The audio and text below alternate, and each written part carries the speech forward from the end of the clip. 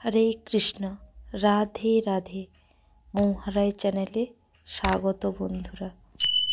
চলে এলাম আর একটি নতুন ভিডিও নিয়ে। ভিডিওটি সম্পূর্ণ দেখার অনুরোধ রইল। গোবিন্দ মাস তথা ফাল্গুন শুক্লপক্ষিয়া আমলকি একাদশীর ব্রত মাহাত্ম্য কথা।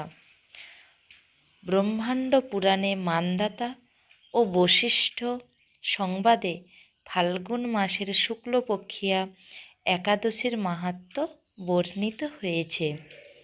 মহারাজ মান্ধাতা একদা মহামুনি বশিষ্ঠকে বললেন, হে মুনিবর, আপনি যদি আমার প্রতি প্রসন্ন হন তবে কৃপাপূর্বক বলুন, কোন ব্রতচারণে অতি সুলভে প্রকৃত মঙ্গল হয়। মুনি বশিষ্ঠ বললেন, হে রাজন, রহস্যযুক্ত ও ঐতিহাসিক কাহিনী অবলম্বনে এক শ্রেষ্ঠ ব্রত মহিমা তোমাকে বলবো, যার দ্বারা সর্বপ্রকার শুভ ফল পাওয়া যেতে পারে। পুরাকালে সকল শ্রেণীর মানবের বসবাসের জন্য সুস্বাস্থ্যকর বৈদিশ নামে এক সুরম্য নগর ছিল। সেই রাজ্যে বেদধ্বনি নিয়মিত শোনা যেত। চন্দ্রবংশীয় রাজা পাশবিন্দুকের বংশধর চিত্ররথ নামক এক মহাধার্মিক ও সত্যাগ্রহিণীর প্রতি জন্মগ্রহণ করেছিলেন।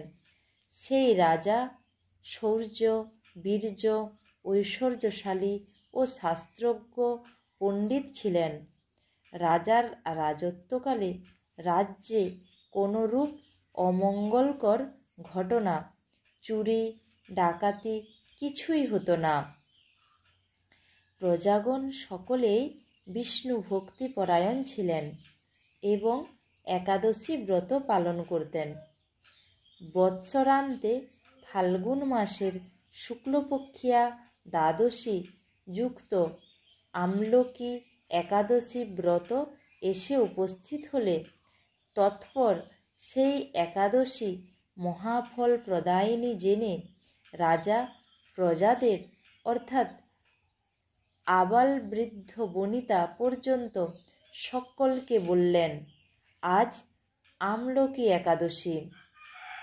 প্রাতঃ স্নানান্তে ভগবত সমীপে স্তব, স্তুতি, প্রণতি ও ধূপ, দীপ, চন্দন, গন্ধ, মাল্য ও নৈবেদ্যাদি দ্বারা পূজার্চন পূর্বক অনাহারে সাধু সজ্জন পরিবেষ্টিত ভগবত কথা প্রসঙ্গে ও রাত্রি জাগরণ করতে হবে।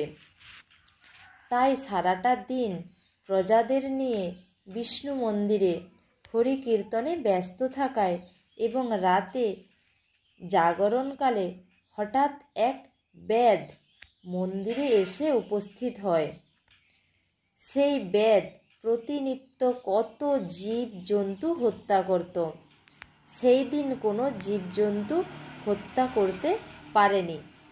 কিন্তু ওই পরিবেশ দেখে ওই ব্যাধ চিন্তা করছে, এরা সকলেই কেন এখনো জেগে আছে, এর কারণ কি? সেই ব্যাধ মন্দিরে প্রতিষ্ঠিত ভগবানকে দেখল, সারা রাত্রি এদের সঙ্গে জাগরণ করে কৃষ্ণ কথা শুনল। ঘুম ও খাওয়া তার আর হলো না। প্রাতকালে রাজাও তার প্রজাগণ রাজ্যভিমুখে চলে গেলেন। ব্যাধও নিজের গৃহে ফিরে এলো। অনন্তর বহু বছর পর ব্যাধের মৃত্যু হল।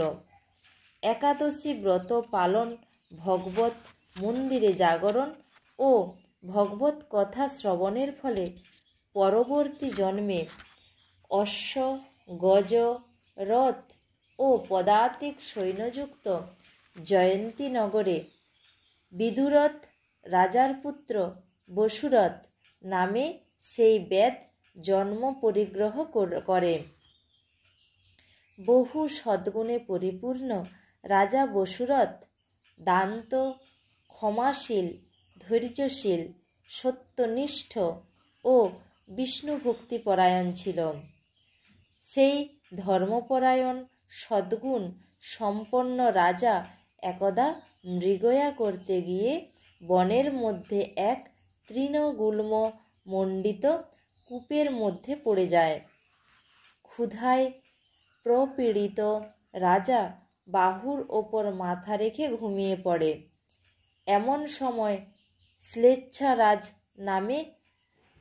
শ্লেচ্ছারাজ তাকে আক্রমণ করে, নানান অস্ত্রশস্ত্র দ্বারা প্রহার করছে আর বলছে, এই দুষ্টু রাজা আমার বাবা, ঠাকুরদা ও অন্যান্য বংশধরদের বধ করেছিল। ওকে আজ আমি শেষ করবই। কিন্তু আশ্চর্যের বিষয়, রাজার অঙ্গে কোনরূপ অস্ত্রের আঘাত লাগেনি। সেই শ্লেচ্ছ রাজা ও তার সৈন্যগণ একে একে নির্জীব হয়ে পড়ল। অস্ত্র শস্ত্র সব নিঃশেষ হয়ে গেল।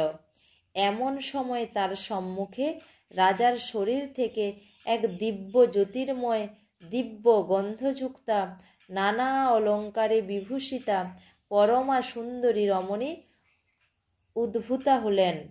তখন সেই শ্লেচ্ছা ও তার সঙ্গীদের প্রতি ক্রোধান্বিত হয়ে চক্রহস্তে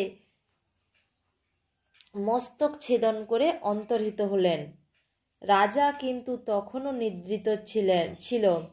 হঠাৎ ঘুম থেকে সদ্য উত্থিত রাজা এই হত্যাকাণ্ডে বিস্মিত হল।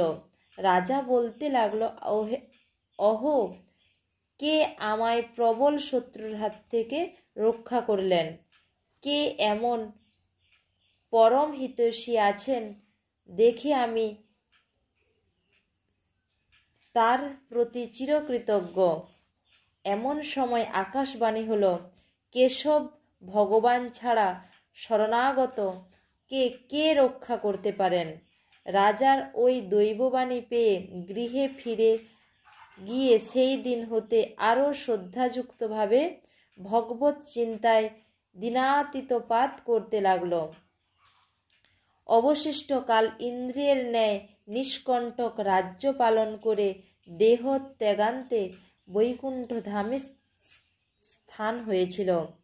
মহর্ষি বশিষ্ঠ মহারাজ মান্ধাতাকে বললেন, হে রাজন, যে মানব পরমোত্তম এই আমলকি একাদশী ব্রত পালন করে তার বিষ্ণু লোকে স্থান হয়। হরে কৃষ্ণ, রাধে রাধে। এই মাহাত্ম্য কথা পাঠ করতে গিয়ে যদি কোনো ভুল ত্রুটি হয়ে থাকে আমাকে ক্ষমা করো। হরে